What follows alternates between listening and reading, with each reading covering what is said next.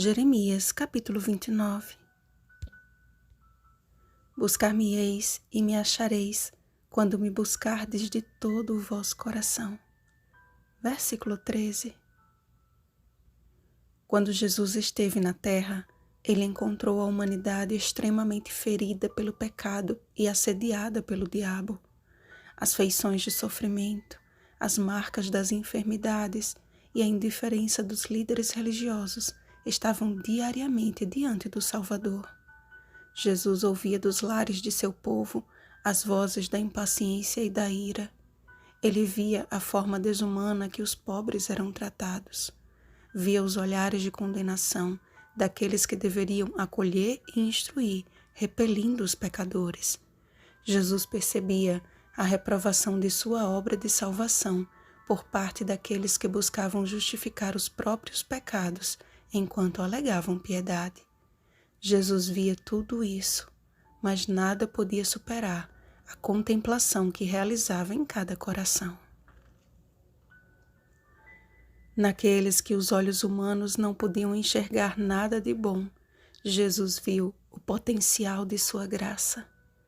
Na mulher adúltera, no publicano corrupto, no pescador irascível, no endemoniado incontrolável, Jesus ouviu o grito de corações desesperados por perdão e misericórdia.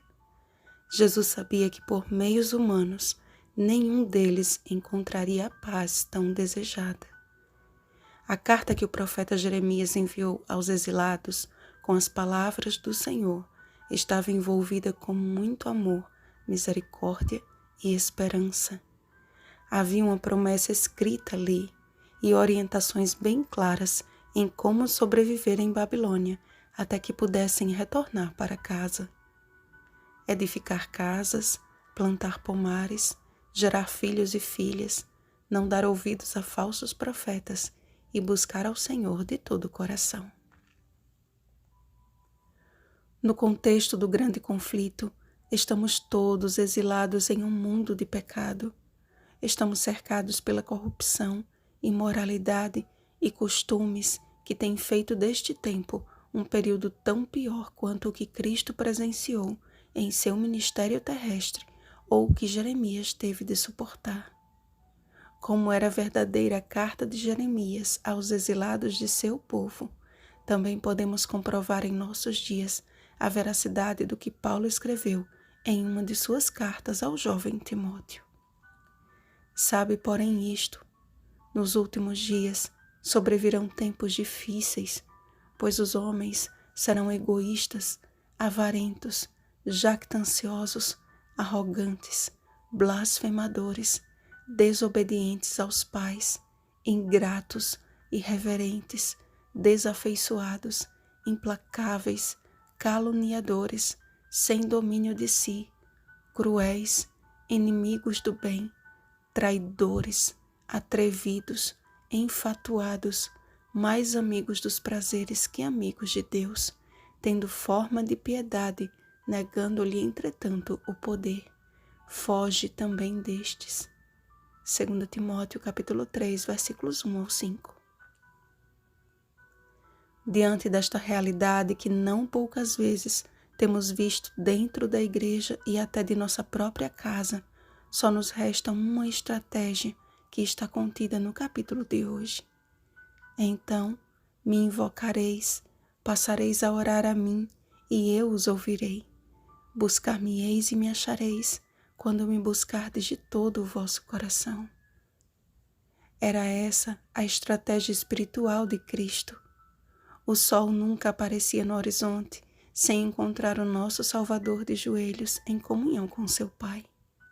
Jesus foi a perfeita carta de Deus à humanidade, mas aos cristãos foi dada a missão global de serem a carta de Cristo, escrita não com tinta, mas pelo Espírito do Deus vivente, não em tábuas de pedra, mas em tábuas de carne, isto é, nos corações.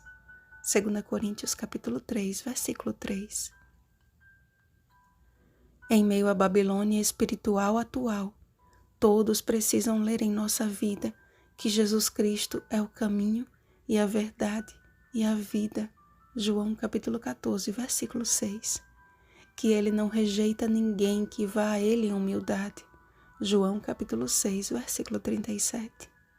Que os cansados e sobrecarregados com os fardos deste mundo podem encontrar alívio em Jesus. Mateus capítulo 11, versículo 28. Que a vida eterna consiste em conhecer o Pai e o Filho. João capítulo 17, versículo 3. Que ele é a ressurreição e a vida, e todo aquele que nele crê, ainda que morra, viverá. João capítulo 11, versículo 25. Que ele voltará e nos levará para morar com ele na casa de seu Pai. João capítulo 14, versículos 1 ao 3. Onde estaremos para sempre com o Senhor. 1 Tessalonicenses capítulo 4, versículo 17. Jesus não nos prometeu facilidades nesta missão. Por vezes, nos sentiremos como que prestes a desfalecer. Contudo, ainda que duramente provados, consideremos os nossos sofrimentos como o fizeram os primeiros discípulos do Senhor.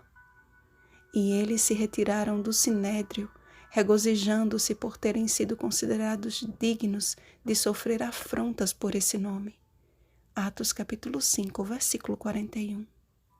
Seguindo o conselho da divina carta original, vigiemos e oremos. Bom dia, Cartas de Cristo. Rosana Garcia Barros.